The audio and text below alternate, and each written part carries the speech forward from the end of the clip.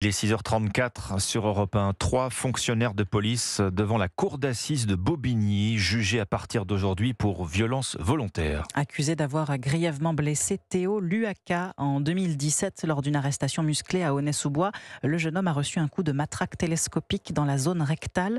Il en garde un handicap à vie, une affaire qui avait fait grand bruit. François Hollande s'était même rendu au chevet de la victime. À l'audience, c'est un magistrat spécialisé dans la traque des policiers violents qui représentera le parquet. Loïc Pajot, vice-procureur et bête noire des flics de Seine-Saint-Denis, William Molinier. Il aurait dû partir à la retraite l'année dernière, mais Loïc Pajot a obtenu du garde des Sceaux quelques mois d'activité supplémentaire, le temps nécessaire pour porter lui-même l'accusation au procès Théo, son dernier grand procès d'assises.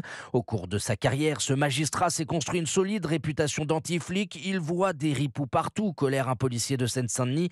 Un autre regrette qu'ils mettent sur le même plan la parole d'un délinquant et un procès verbal écrit par un policier assermenté. Il est très dur, sévère et réclame parfois des peines disproportionnées, poursuit un avocat. Un commissaire de police nuance: ce n'est pas le procureur le plus rigolo, mais il est professionnel. Loïc Pajot le reconnaît lui-même. Il requiert dans 90% des cas des interdictions d'exercer à l'encontre des policiers. Son dernier fait d'armes est le démantèlement de la sulfureuse CSI de Seine-Saint-Denis, une unité empêtrée dans une quinzaine d'enquêtes judiciaires. Il avait requis l'année dernière jusqu'à 2 ans de prison ferme à l'encontre de policiers suspectés de vol, de violences aggravées et de faux en écriture publique. William Molinier du service police-justice d'Europe 1.